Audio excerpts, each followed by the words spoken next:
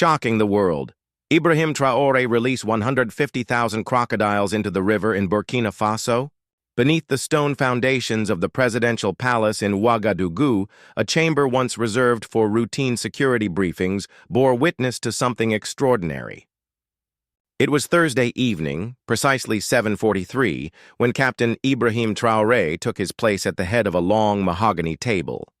Outside, the capital pulsed with its usual rhythms, but within those reinforced walls, history prepared to turn a page. 5 folders rested before him, each bearing the name of a man or woman whose fate, and whose betrayal, was about to be revealed. This was not merely a question of discipline or corruption. It was the very soul of Burkina Faso at stake. Forces from abroad had conspired, whispering promises of wealth and power to willing ears, weaving threads of treachery into the nation's highest offices. Yet, in that moment, it was not the conspirators who held the future, but a young soldier determined to defend sovereignty at any cost. Stay with us. This is more than a headline. It is the story of betrayal and redemption, the wisdom of elders and the cry of our people. Subscribe now, for this is the Liberation Gospel Africa, and its message was written for you. The story began not in a palace chamber, but in the quiet vigilance of a signals office. Lieutenant Sarah Pompadour, a sharp-eyed young officer whose expertise lay in cryptography, noticed something out of place. Among the thousands of routine transmissions passing through her monitors, a single message stood out. It seemed harmless enough. A dinner invitation from the French embassy to the deputy of the Minister of Defense. Yet its encryption was archaic, a method abandoned decades earlier, still known only to those who had studied colonial codes. To most eyes, it would have been invisible. To Sarah, it was a warning bell. She brought her finding to Captain Ibrahim Traore. He listened intently, his brow furrowed, before issuing an order few would ever hear. "Keep it between us. We follow the shadows." Thus began an investigation known to only 4 people within the government. What they discovered was nothing short of a cancer in the nation's bloodstream. For 3 weeks, evidence piled high: bank records, intercepted calls, photographs from hidden lenses. The plot reached into the Defense Ministry, the Treasury, military intelligence, and even the central bank. A web spun not for the people, but against them, crafted to topple a government and replace it with one pliant to foreign hands. By Thursday evening, the hour of reckoning had come. Beneath the palace, the chamber had been prepared.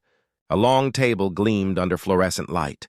5 folders sat aligned with military precision, each containing the ruin of a career, the evidence of treason.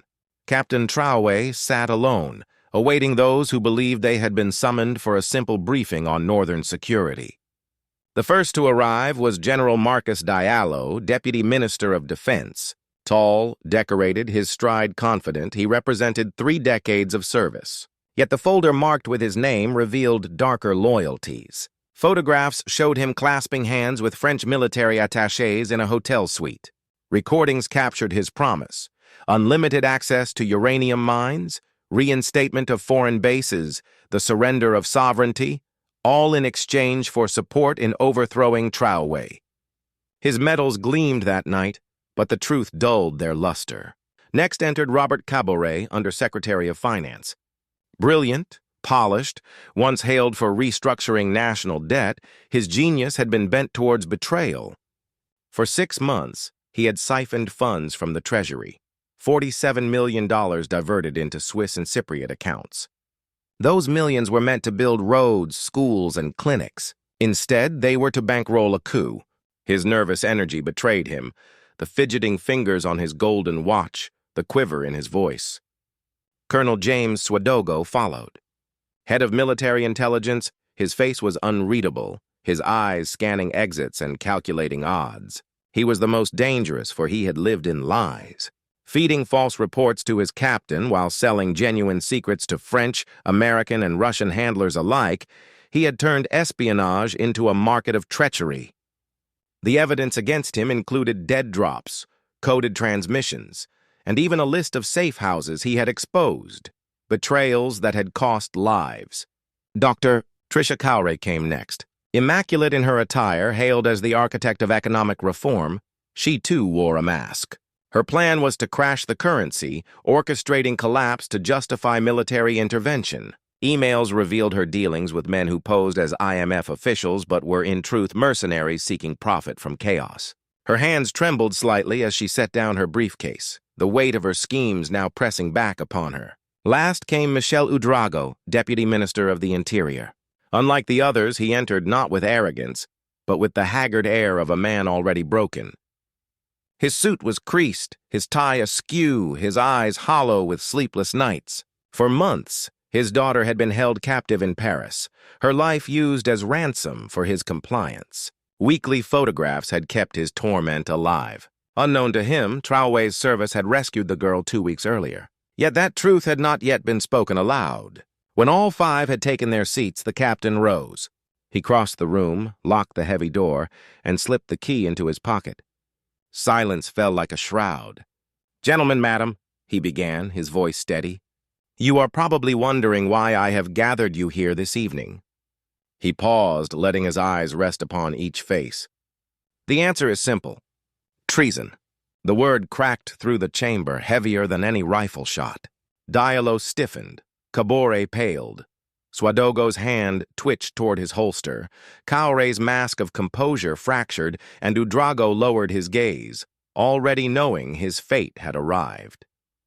One by one, the folders were opened. Evidence laid bare. Voices caught on tape. Bank transfers, signatures, photographs. The conspirators had thought themselves invisible, but the walls of Burkina Faso had eyes, and now its captain's gaze was fixed upon them.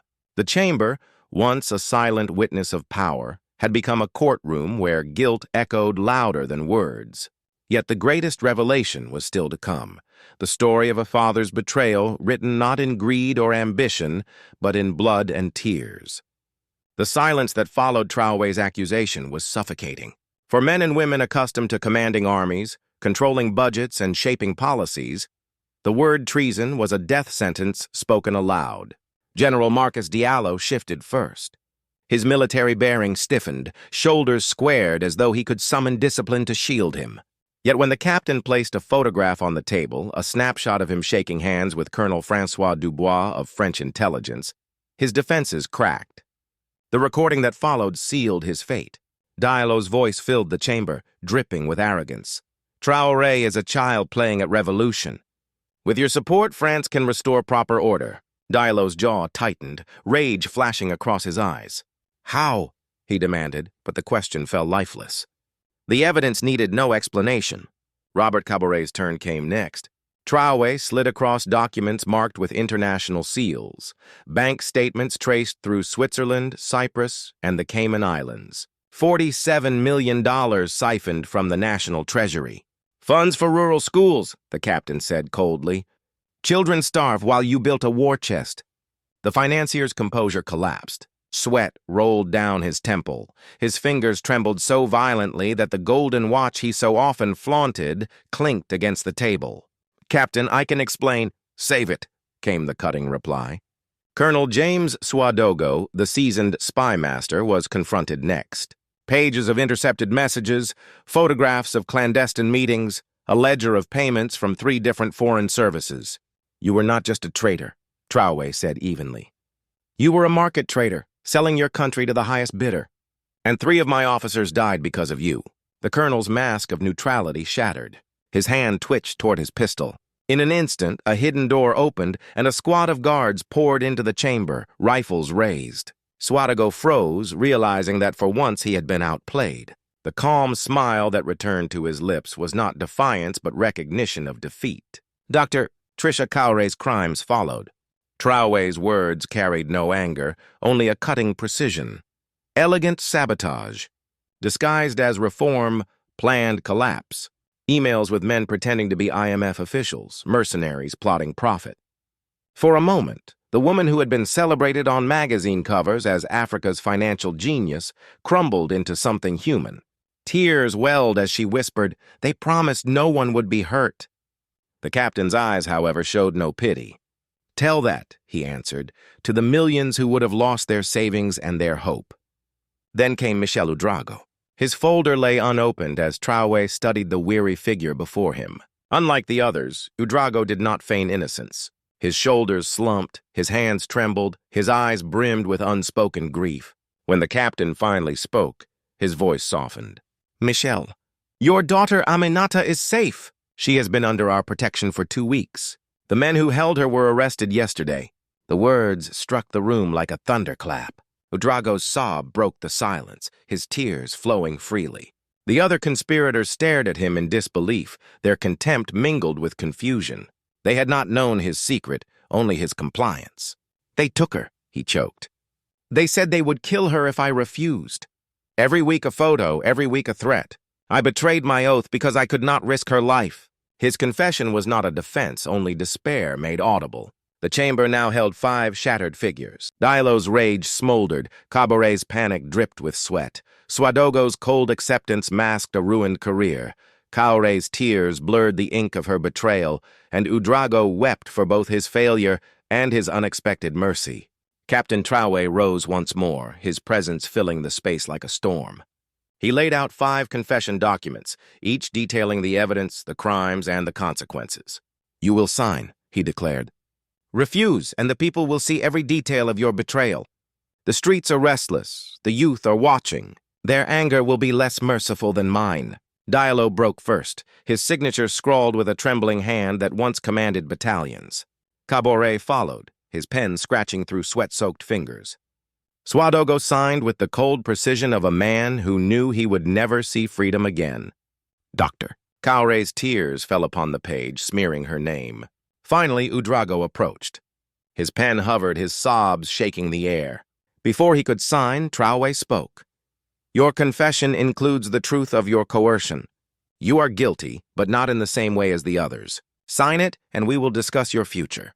When the last stroke of ink dried, 5 signatures lay before the captain.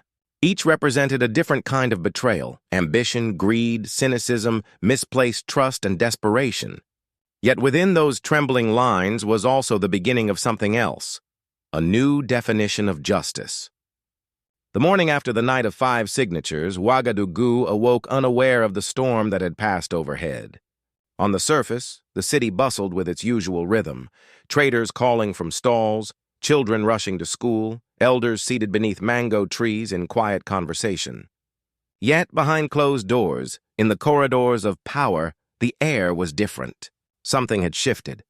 General Marcus Diallo's sudden retirement due to health reasons was announced with official dignity, but those who had served under him exchanged wary glances. A man once seen as unshakable now faded into exile, stripped of authority, his fall a warning whispered through military ranks. Officers who had once courted foreign connections began to reconsider.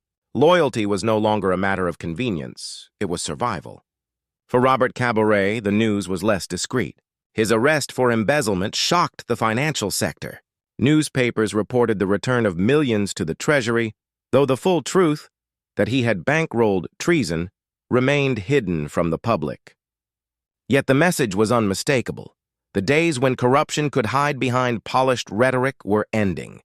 Rural communities, once robbed of resources, heard that funds were being redirected to schools and clinics. Mothers in dusty villages murmured prayers of gratitude, while young men vowed to defend a government that had struck at the heart of greed. Colonel Ouedraogo's fate was shrouded in silence.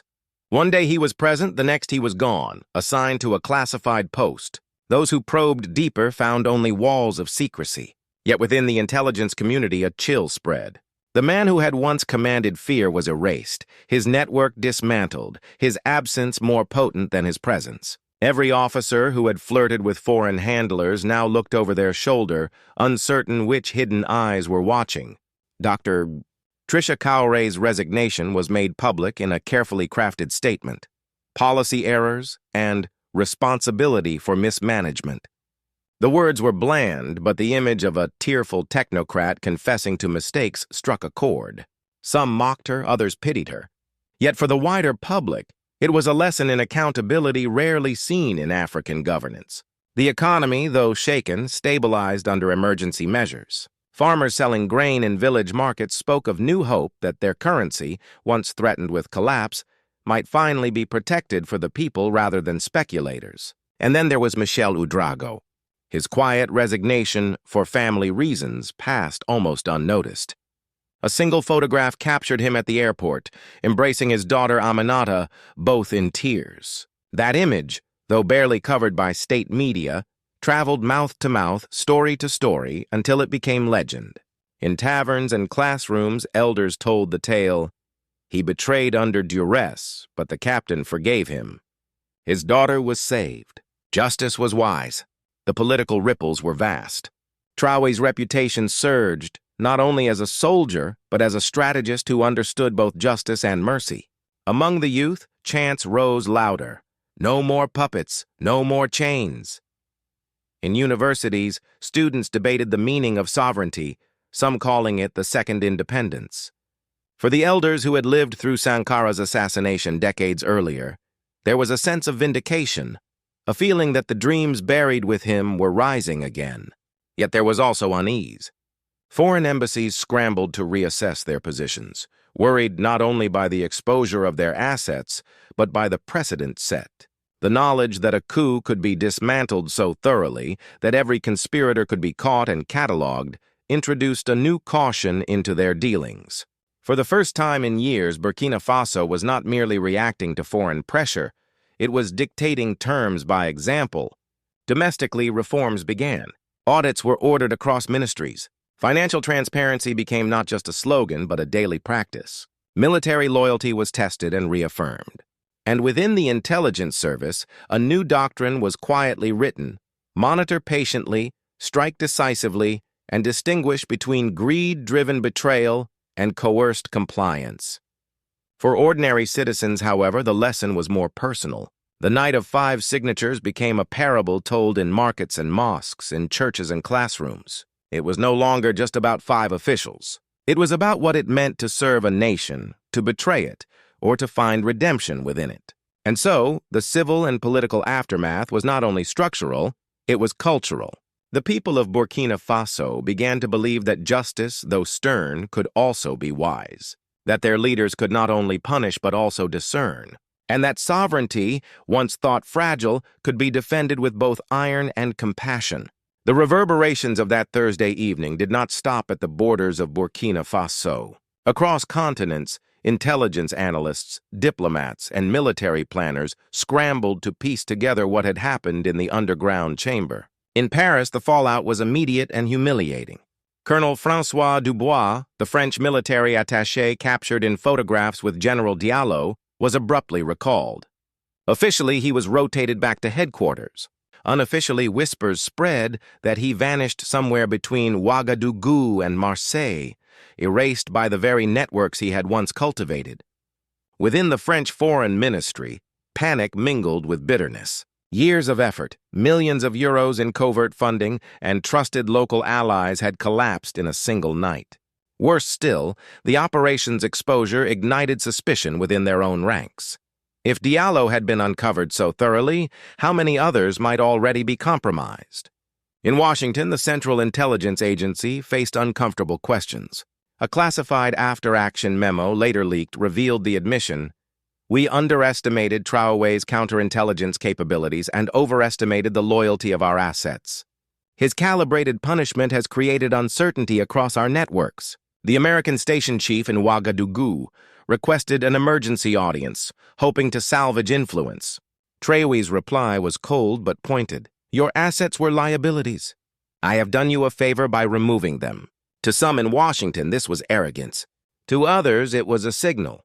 Burkina Faso was no longer to be treated as a pawn. The Russians, ever pragmatic, read the situation differently. Their operatives, too, had been burned by Ouagadougou's duplicity, but Moscow wasted no time mourning the loss. Instead, envoys reached out directly to Captain Traore, offering open partnerships in mining, infrastructure, and defense. Their calculation was simple. Where others had failed through shadows, they might succeed through candor. Meanwhile, in Addis Ababa, the African Union convened a discreet session. Representatives from states long plagued by coups listened intently as Burkina Faso's envoy outlined what became known as the Traore method. Let conspiracies ripen under surveillance, document every betrayal, then strike with precision, balancing punishment with measured mercy. Some dismissed it as idealized. Others recognized it as a model capable of reshaping African sovereignty itself. European chancelleries reacted with unease. The European Union, already struggling to justify its involvement in West African security, now faced a population increasingly skeptical of foreign promises. Commentators on state media could not ignore the reality. Burkina Faso had survived a multi-nation coup attempt without collapsing into chaos. In the streets of Ouagadougou, news traveled more simply. The youth chanted that no foreign hand could dictate their destiny. Elders whispered that perhaps this young captain carried within him the spirit of Thomas Sankara reborn. The chamber beneath the presidential palace eventually emptied, but its echo lingered across the continent. 5 signatures, 5 fates, and a young captain's choice had altered not only Burkina Faso but the course of African politics. What lay ahead was no longer a matter for Ouagadougou alone. It was a question for Africa itself. The first path was one of renewed foreign interference. History warned that external powers seldom accepted defeat quietly. From Paris to Washington, from Moscow to Beijing, strategists would search for subtler methods: cultural infiltration, economic manipulation, and diplomatic pressure. The danger remained that sovereignty, though defended in one dramatic night, could be eroded slowly through quieter channels. The second path was isolation. By exposing and expelling those tied to foreign schemes, Burkina Faso risked being cast as a pariah, punished through sanctions or starved of investment. Some predicted economic hardship, arguing that cutting ties with powerful patrons left small states vulnerable. Yet isolation, too, carried a paradoxical strength: the chance to rediscover internal resources, to cultivate resilience from within. The third and most promising path was continental solidarity. Already, leaders in Bamako, Conakry, and Niamey looked with admiration at Traore's resolve. What if African states, long divided by artificial borders, began to share intelligence, coordinate security, and protect one another from external manipulation? What if sovereignty was defended not by one nation at a time, but by a chorus of nations united? This vision stirred something deep, particularly among the elders who remembered Pan-African dreams deferred but never extinguished. For the people, the choice was clear. Sovereignty was no longer an abstract principle. It was bread on the table, dignity in the marketplace, safety for one's children. The rescue of Aminata Ouedraogo became more than a family's joy. It was a parable of a nation protecting its own, even when coerced hands faltered. Justice had shown itself to be both firm and merciful, proving that a government could punish betrayal yet recognize human pain. This balance between steel and compassion, between punishment and redemption, would define the continent's future. It was the essence of what the elders began calling Liberation Gospel Africa, a gospel not of sermons alone, but of lived sovereignty, of justice rooted in both strength and humanity.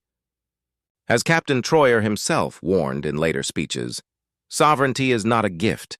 It is a duty. It must be guarded not only with weapons, but with wisdom. If Africa fails to choose, others will choose for her. The story of that Thursday night, told in whispers and in classrooms, is no longer just about 5 officials cornered in a chamber. It is about the meaning of justice itself. Betrayal was exposed, greed unmasked, cynicism humbled, ambition restrained. Yet in the midst of it all, one man coerced by the kidnapping of his daughter was shown mercy, and in that mercy lay a truth as powerful as any punishment. For the people of Burkina Faso, the 5 signatures became more than confessions. They became parables. Diallo's arrogance taught that power sold to foreigners ends in exile. Kabourey's greed proved that stolen wealth, once exposed, builds schools for the very children it tried to starve. Ouagadougou's cynicism reminded that even the most skilled deceivers can be outwitted. Traore's ambition revealed that intelligence without loyalty is ruin. And Ouedraogo's desperation demonstrated that justice, tempered with compassion, can transform betrayal into redemption. This lesson did not stop at Ouagadougou. It rippled across Africa. Leaders, soldiers, and ordinary citizens drew strength from it, whispering that sovereignty was not dead, that dignity was not lost, that justice could be wise as well as strong. It became the living testimony of Liberation Gospel Africa, the gospel of freedom, of discernment, of a continent refusing to kneel again. But beyond history and politics, the story speaks to each of us. When life presses with unbearable weight, when choices are clouded by fear, when betrayal tempts the heart, there is always a path back, if justice is wise enough to recognize humanity. And that is why the legacy of those 5 signatures still matters today. If this story stirs something within you, do not let it pass silently. Like, share, and subscribe. Our ancestors whispered liberation gospel Africa so we could proclaim it with courage. And stand with us, for Christ against colonial Christianity is not only a history of the past but the promise of a future where Africa decides its own destiny. In the end, 5 trembling hands wrote more than their names on paper. They wrote a warning and a promise. That sovereignty must be guarded. That betrayal has consequences. And that redemption, when granted wisely, can become stronger than fear. So we ask you, what will Africa's next chapter be? Will it bow once more, or will it rise with the wisdom of justice and the courage of mercy?